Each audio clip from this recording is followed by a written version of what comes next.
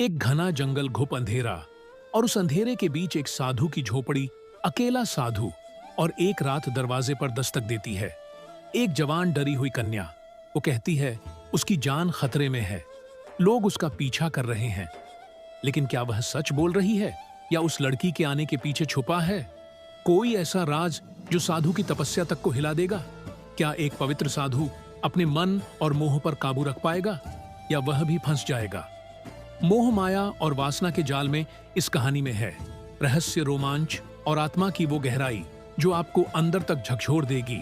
तो बने रहिए हमारे साथ, क्योंकि आज आप जो सुनने जा रहे हैं वह सिर्फ एक कहानी नहीं, बल्कि इंसान और उसकी इच्छाओं के बीच चल रही एक भयानक जंग है। एक भयानक जंगल था। उसी के बीचों बीच एक बूढ़ा साधु हरिदास एक झोपड़ी में अकेला रहता था। सालों से वही झोपड़ी उसका घर थी। उस रात बहुत तेज तूफानी बारिश हो रही थी। आसमान में बिजली गरज रही थी, जैसे कोई गुस्से में चिल्ला रहा हो। जंगल में हर तरफ अंधेरा और सन्नाटा था। हरिदास दरवाजा बंद करके अपनी झोपड़ी में बैठा हुआ था, ताकि बाहर की बारिश और हवा अंदर ना आ सके। अचानक ठक ठक झोपड़ी के दरवाजे पर किसी ने दस्तक दी। साधु चौंका। इतने डरावने जंगल में इतनी रात गए कौन हो सकता है? हिम्मत करके दरवाजा खोला। सामने एक नवयुवती कन्या खड़ी थी। बारिश में उसके कपड़े पूरी तरह भीग चुके थे। हर लकीर, हर शेप साफ नजर आ रही थी। वह खूबसूरत थी और डरी हुई भी। साधु ने पूछा, ए कन्या, तू कौन है? इतनी रात इस जंगल में तू यहाँ क्या कर रही है? लड़की कांपते हुए बोली, बाबा जी, मैं पास वाले नगर की रहने वाली हूँ। मेरा नाम नेहिका है। मैं बहुत डरी हुई हूँ। उसकी आवाज थरथरा रही थी। कुछ लोग मेरे पीछे पड़े हैं। वह मुझे मारना चाहते हैं, मेरी इज्जत लूटना चाहते हैं। मैं अपनी जान बचाकर यहाँ तक भाग के आई हूँ। कृपया मुझे बचा लीजिए। हरिदास ने उसे अंदर बुला लिया, उसके लिए चटाई बिछाई और दिया जलाया। झोपड़ी में अब सिर्फ दिए की हल्की रोशनी थी और बाहर तूफान की आवाज। नेहिका की आंखों में डर था। वह कांप रही थी। उसने कहना शुरू किया, मैं राजा कपिल सिंह की बेटी हूं। मेरे माता पिता अब इस दुनिया में नहीं है। उनके जाने के बाद लोगों की नजर मेरी खूबसूरती पर टिक गई। वे मुझे छूना चाहते हैं, मेरा शरीर अपवित्र करना चाहते हैं। साधु हरिदास उसकी बातें चुपचाप सुनता रहा। उसे लग रहा था कि यह लड़की कुछ और भी छुपा रही है। क्या उसका यहां आना सिर्फ इत्तेफाक है? बाहर तूफान बढ़ता जा रहा था। झोपड़ी के अंदर सिर्फ दो लोग थे, एक बूढ़ा साधु और एक जवान कन्या। कुछ देर बाद नेहिका बोली, बाबा, मैं बहुत डरी हुई हूं। क्या आज की रात आप मुझे यहां रहने देंगे? हरिदास ने उसकी तरफ देखा। उसकी आंखों में मासूमियत और डर दोनों थे। बूढ़े बाबा ने कहा, हाँ बेटी, आज रात तुम यहीं रहो। ये झोपड़ी तुम्हारी भी है। नेहिका चटाई पर लेट गई। साधु हरिदास उसे देख रहा था। वह खुद को रोक रहा था, मगर उसके मन में कुछ चल रहा था, कुछ अजीब। कोई हलचल, कोई बेचैनी सालों से सोए, कोई जज्बात आज रात अचानक जाग उठे थे। हरिदास के दिल में एक अजीब सी हलचल मची हुई थी। जवानी का जोश और प्यार की एक अनजानी दुनिया, सब कुछ उसकी आंखों के सामने घूमने लगा। वह मन ही मन सोच रहा था, यह रात कैसे कटेगी? मैं खुद को कैसे रोकूंगा? उसने आंखें बंद करके सोने की कोशिश की, पर नींद आंखों से कोसों दूर थी। नेहिका की भीगी हुई छवि बार बार उसकी आंखों में तैर रही थी। दिल की धड़कन तेज होती जा रही थी। इसी बेचैनी में सिसकियों की आवाज आई। हरिदास चौंक गया। वह झटपट उठा और नेहिका के पास गया। देखा कि वह लड़की रो रही थी।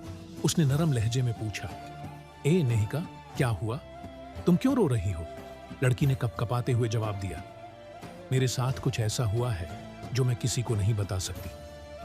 हरिदास की आंखों में हैरानी थी। ऐसी क्या बात है जो मुझसे भी नहीं कह सकती? कौन सा राज्य है जो छुपा रही हो? नेहिका की आवाज और धीमी हो गई। मैं कोई अच्छी लड़की नहीं हूं बाबा। मैं बहुत प्यास से भरी हूं। मैं भटकी हुई हूं। और फिर उसने वह बात कह दी जिससे हरिदास का खून सूख गया। मैं एक आम लड़की नहीं हूं, मैं एक भटकी हुई आत्मा हूं। हरिदास का शरीर कांपने लगा। उसके पैरों तले जमीन खिसक गई। आत्मा, यह क्या कह रही हो तुम? मैं कैसे मानूं? यह सब नेहिका ने नीचे देखना शुरू किया और फिर धीरे धीरे अपनी कहानी बताई। बहुत समय पहले मैं रानी तारा थी। एक आदमी था, अर्जुन। वह मुझसे शादी करना चाहता था, पर मैं उससे प्यार नहीं करती थी। उसने मुझे पाने के लिए काला जादू किया। मैं उसके जाल में फंस गई और वह जबरदस्ती मुझसे शादी कर बैठा, लेकिन मैं कभी उसकी नहीं हुई। उसने जब पहली रात मेरी इज्जत छीननी चाही, मैंने उसे रोक दिया। वह गुस्से में पागल हो गया और एक रात उसने मुझे मार डाला। मरते वक्त उसने कहा, तेरी आत्मा तब तक मुक्त नहीं होगी जब तक तू किसी पवित्र इंसान या साधु के साथ हम बिस्तर ना हो जाए। और बाबा, मैं तभी से जंगल में भटक रही हूं। यह सुनते ही हरिदास का दिल और तेज धड़कने लगा। नेहिका ने उसका हाथ पकड़ा। मैं झूठ नहीं बोल रही बाबा, अगर तुम आज रात मेरे साथ नहीं सोए तो मैं हमेशा के लिए इस जंगल में भटकती रहूंगी। उसके नरम हाथ हरिदास के शरीर को छूने लगे। साधु का मन और तन दोनों हिलने लगे। मगर तभी बाहर से एक भयानक आवाज आई, जैसे कोई और भी वहां था। हरिदास झट से उठा और झोपड़ी से बाहर भागा। बाहर घूप अंधेरा था। उसने पलटकर झोपड़ी की ओर देखा। नेहिका चुपचाप खड़ी थी। अचानक एक काला साया उसके सामने आया। आवाज गूंजने लगी, मैं वही हूं जिसने इस लड़की को तेरे पास भेजा है। वह वही साया था जिसने काले जादू से नेहिका की आत्मा को सालों से बांध रखा था। वो जोर से हंसने लगा और बोला, साधु हरिदास, तुम अब मेरे जाल में फंस चुके हो, तुम बच नहीं सकते। हरिदास ने गहरी सांस ली और शांति से जवाब दिया, तेरा काला जादू मुझ पर असर नहीं करेगा। तूने सोचा मैं एक लड़की की सुंदरता से भटक जाऊंगा? नहीं, यह मेरा रास्ता नहीं है। यह सुनकर नेहिका की नजरें नीचे झुक गई। उसकी आंखों में शर्म थी। साया फिर गरज कर बोला, तुम भी तो इंसान हो, तुम्हारे अंदर भी तो वासना होगी, तुम कैसे बचोगे मुझसे? साधु हरिदास ने अपनी आंखें बंद की और फिर आसमान की तरफ देखा। कुछ पल शांत रहने के बाद बोला, मैं रोशनी का रास्ता चुनता हूं, तेरे अंधेरे का नहीं। नेहिका की आंखों में आंसू आ गए। वह सोचने लगी, क्या मैं वाकई यह करने जा रही थी? क्या मैं किसी भले इंसान को अपने जाल में फंसा रही थी? हरिदास ने नरमी से कहा, नेहिका, तुम अपने अंदर झांको। क्या तुम यही बनना चाहती हो? मैंने कभी किसी स्त्री की ओर बुरी नजर से नहीं देखा। फिर तुम क्यों मेरी इज्जत छीनना चाहती थी? साया हंसने लगा। बहुत देर हो चुकी है साधु, अब इसका कुछ नहीं हो सकता। मगर अब नेहिका की आंखों में एक नई रोशनी थी। उसने धीरे से कहा, मुझे नहीं पता सही क्या है और गलत। क्या मुझे बस मुक्ति चाहिए, शांति चाहिए। हरिदास ने जवाब दिया, तुम्हें अपनी आत्मा के लिए नहीं, अपने वजूद के लिए लड़ना होगा। यह लड़ाई अब तुम्हारी है। नेहिका ने गहरी सांस ली। अब वह डर नहीं रही थी। उसने साएं की ओर देखा और कहा, हाँ, यह मेरी लड़ाई है और अब मैं इसे खुद लड़ूंगी। उसने अपनी आंखें बंद की, दोनों हाथ उठाए और साएं की तरफ बढ़ी। जैसे ही उसके हाथ साएं को छूते हैं, तेज हवाएं चलने लगती हैं। अंधेरा कांपने लगता है। साया तड़पने लगता है, चीखता है। मगर अब नेहिका की आत्मा जाग चुकी थी। उसने पूरी शक्ति से साए को मिटा दिया। हर तरफ शांति फैल गई। जब नेहिका ने अपनी आंखें खोली तो सामने साधु हरिदास खड़ा था। शांत गंभीर नेहिका उसकी तरफ बढ़ी और कहा, मुझसे बहुत बड़ी भूल होने जा रही थी। आपने मुझे रोक दिया, आपने मुझे फिर से इंसान बना दिया। हरिदास ने मुस्कुराकर जवाब दिया, अब तुम आजाद हो जाओ और अपनी जिंदगी नए सिरे से शुरू करो। नेहिका ने सिर झुकाया, आंखों में आंसू लिए और हमेशा के लिए उस जंगल से निकल गई। अब उसकी आत्मा मुक्त थी। वह अंधेरे से रोशनी की ओर बढ़ चुकी थी। तो दोस्तों, यही थी आज की कहानी और जानकारी। एक ऐसी दास्तान जो रहस्यों, भावनाओं और सवालों से भरी हुई थी। अगर आपको यह वीडियो पसंद आई हो तो इसे लाइक जरूर करें, अपने दोस्तों और परिवार के साथ शेयर करें, ताकि यह दिल छू लेने वाली कहानी ज्यादा से ज्यादा लोगों तक पहुंचे। और अगर आप ऐसी ही रहस्यमयी, दिलचस्प और सोचने पर मजबूर कर देने वाली कहानियों को आगे भी सुनना चाहते हैं तो हमारे चैनल को सब्सक्राइब करना बिल्कुल ना भूलें, क्योंकि हम हर बार आपके लिए लाते हैं कुछ नया, कुछ अनसुना। आपका प्यार, समर्थन और समय हमारे लिए बेहद कीमती है। आपका दिल से धन्यवाद। क्या आपने कभी सोचा है कि जब कानून की रक्षक खुद कानून तोड़ने का नाटक करे तो उसके पीछे क्या वजह हो सकती है? एक बहादुर महिला अफसर जिसने इंसाफ के लिए अपने ओहदे, अपनी पहचान, यहां तक कि अपनी जान तक को दांव पर लगा दिया। आधी रात को वर्दी उतारकर एक आम कैदी की तरह तिहाड़ जेल में दाखिल हुई, सिर्फ एक मकसद लेकर, उस घिनौने सच को उजागर करना जो सालों से जेल की मोटी दीवारों के पीछे दबा पड़ा था। कैदियों की चीखें, दरिंदगी की दबी दबी सिसकियां और वर्दी में छुपे हुए भेड़ियों का वह गिरोह एसपी मैडम के सामने जो कुछ आया वो सिर्फ एक शर्मनाक साजिश नहीं बल्कि पूरे सिस्टम को हिला देने वाला सच था। लेकिन जब दो दरोगाओं ने खुद एसपी मैडम के साथ जेल के अंदर वो किया तो कहानी एक ऐसे मोड़ पर पहुंची जहां से वापसी नामुमकिन लगने लगी। आखिर में क्या हुआ? कैसे एक महिला अफसर ने अकेले ही उस गंदगी को साफ किया जिसमें कई बड़े अफसर तक डूबे हुए थे? देखिए इस वीडियो को आखिरी सेकंड तक, क्योंकि आखिर में जो सामने आया उसने पूरे महकमे की नींव हिला दी। यह सिर्फ एक ऑपरेशन नहीं था, यह एक क्रांति थी एसपी मैडम की। इस खामोश जंग की दास्तान आपको हिला देगी दोस्तों। दिल्ली एक ऐसा शहर जिसे लोग सपनों की राजधानी कहते हैं। ऊंची इमारतें, चमचमाती गलियां और हर वक्त भागती हुई जिंदगी। लेकिन इस रोशनी के पीछे एक ऐसा अंधेरा भी है जहां कई कहानियां दबी रह जाती हैं और कुछ सच्चाइयां कभी बाहर ही नहीं आ पाती। उसी दिल्ली में एक नाम था एसपी अंजलि मेहता। बाहर से जितनी शांत उतनी ही भीतर से सख्त।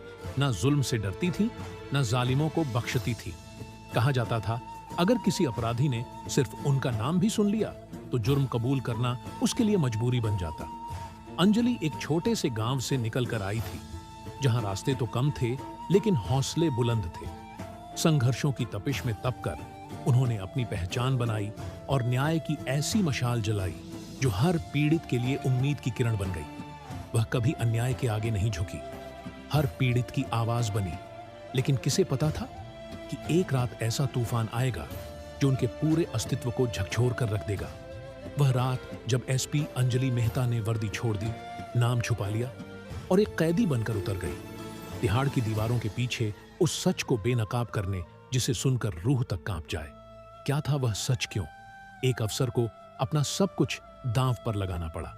एक दोपहर की बात है। एसपी अंजलि मेहता अपने ऑफिस में बैठी थी। मेज पर चाय का प्याला रखा था और सामने का अखबार उन्होंने यूं ही खोल रखा था। हर सुबह की तरह आज भी उन्होंने सुर्खियां देखनी शुरू की ही थी कि दरवाजा हल्के से खुला।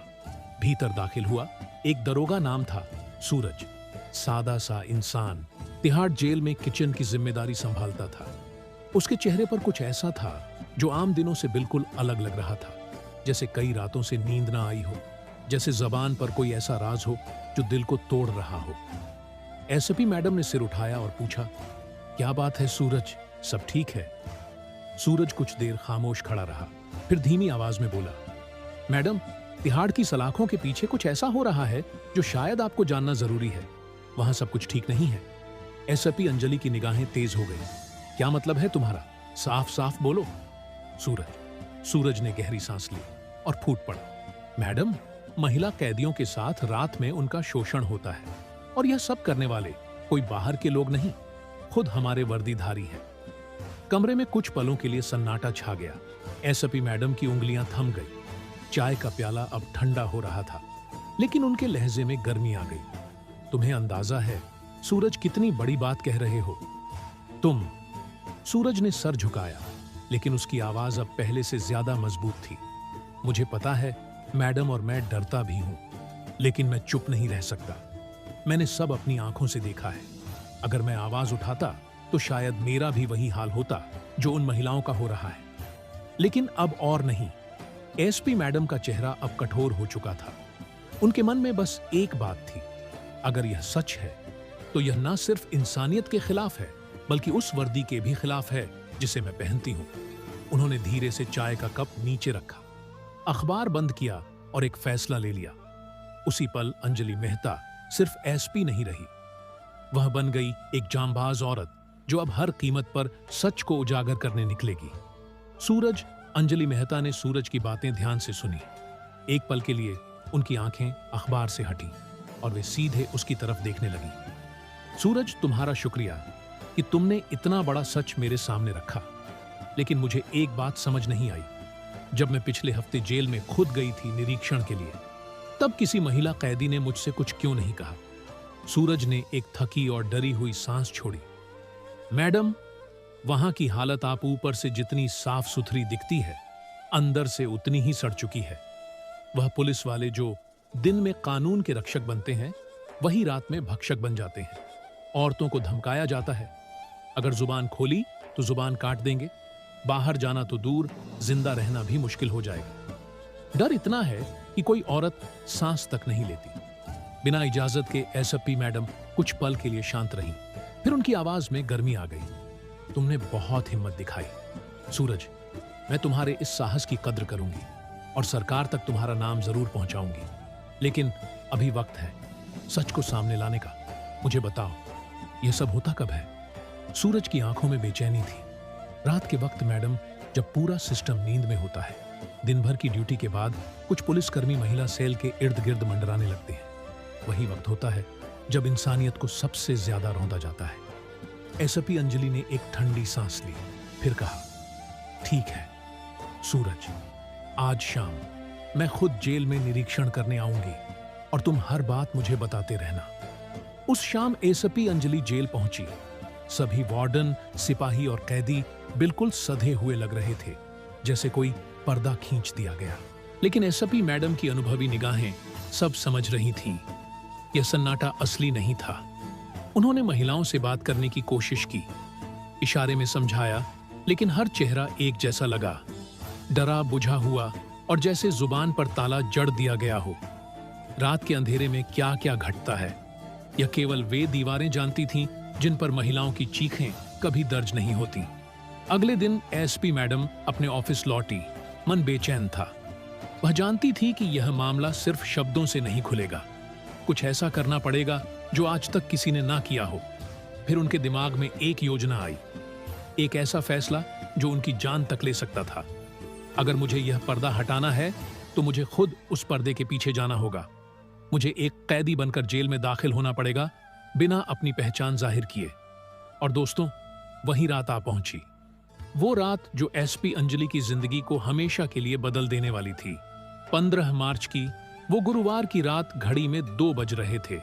कुछ पुलिस वाले झपकी में थे, कुछ अपने मोबाइल में मस्त थे और कुछ उन अंधे कोनों की ओर बढ़ रहे थे जहां कैदी महिलाएं नींद और डर के बीच कहीं छुपकर सांस ले रही थीं। लेकिन इस बार उस अंधेरे में एक ऐसी औरत भी थी जिसने डर को नहीं बल्कि न्याय को साथ लेकर कदम रखा था।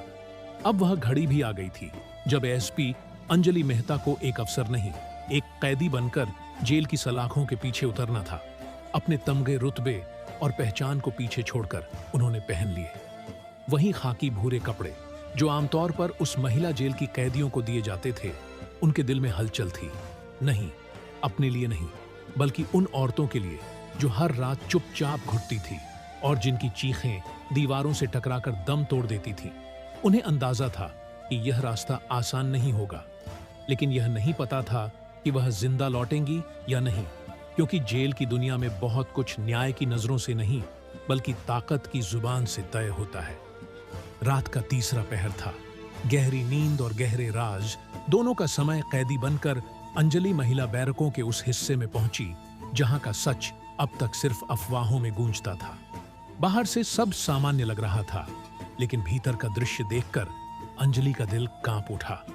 कुछ पुलिसकर्मी औरतों को नचवा रहे थे, कुछ उनके हाथों से अपने पैर दबवा रहे थे और कुछ वो कर रहे थे जिसे शब्दों में बयान करना भी मुश्किल था।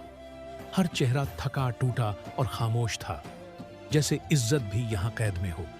एसपी मैडम पहले से तैयार थी। उनके कुर्ते की सिलाई में एक बारीक माइक छुपा था और बालों की क्लिप में एक छोटा सा कैमरा फिट था।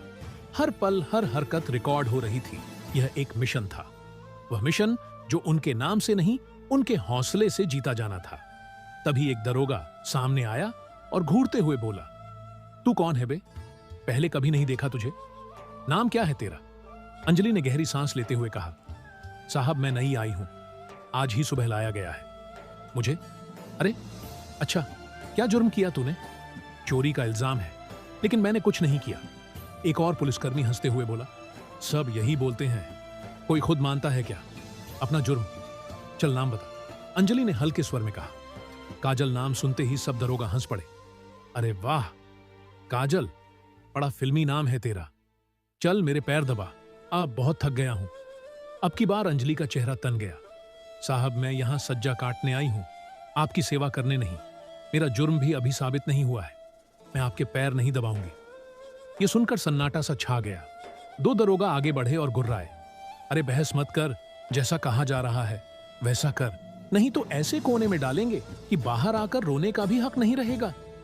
तभी एक बुजुर्ग महिला कैदी धीरे से पास आई। उसकी आंखों में डर साफ झलक रहा था।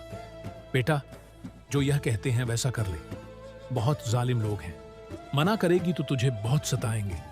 अंजलि ने उसकी आंखों में झांका और पूछा, तुम सब इतना क्यों डरती हो इनसे? वह बोली, क्योंकि यहां कानून नहीं, इनका हुक्म चलता है। बेटा, जुबान खोलने से अच्छा है जान बचा के रहो। अंजलि के दिल में आग सी जल उठी।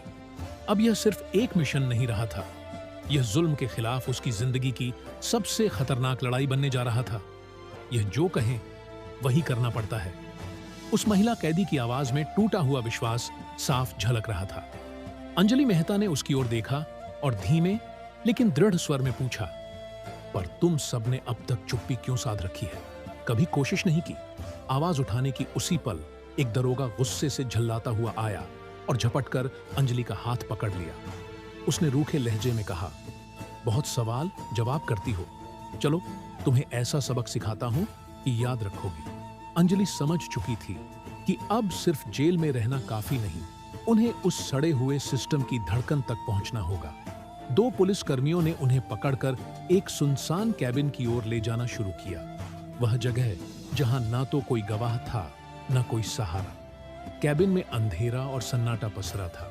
वे दोनों दरोगा अब सीधे सवालों पर उतर आए थे। एक बोला, नाम क्या है तेरा और इतनी अकड़ क्यों दिखा रही थी बाहर?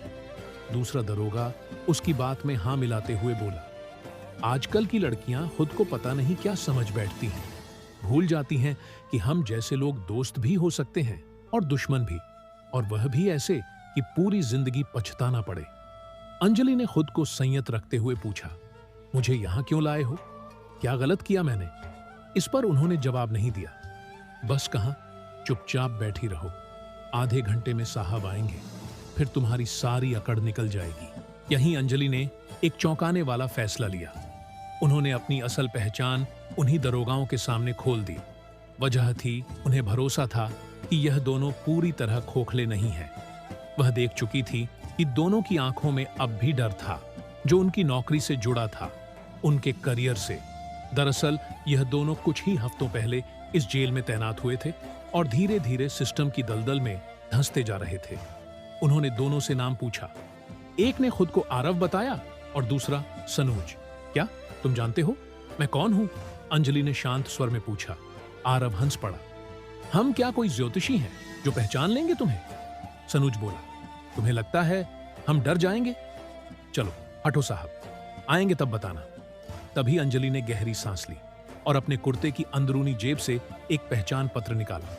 अब देख लो, मैं वही हूं जिससे अब तक डरते आए हो। मैं एसएपी अंजलि मेहता हूं। पहले तो दोनों हंसने लगे। अरे वाह, तू एसएपी है तो मैं राष्ट्रपति हूं, चलो नरेंद्र मोदी चाय मंगाओ। फिर जैसे ही उन्होंने आईडी कार्ड हाथ में लिया और रोशनी में गौर से देखा, उनके चेहरे की रंगत उड़ गई। घबराहट में दोनों के शरीर कांपने लगे और एक ने कांपती आवाज में कहा, मैडम हमें माफ कर दीजिए, हम आपको पहचान नहीं पाए। दूसरा दरोगा तुरंत पैरों में गिर पड़ा। हमें बचा लीजिए मैडम, हमने जो किया वह मजबूरी में किया। हमें नहीं पता था कि आप खुद जांच के लिए आई हैं। अब हालात बदल चुके थे। डर उन चेहरों पर था जिनका रुतबा अब तक सबके सिर पर सवार था।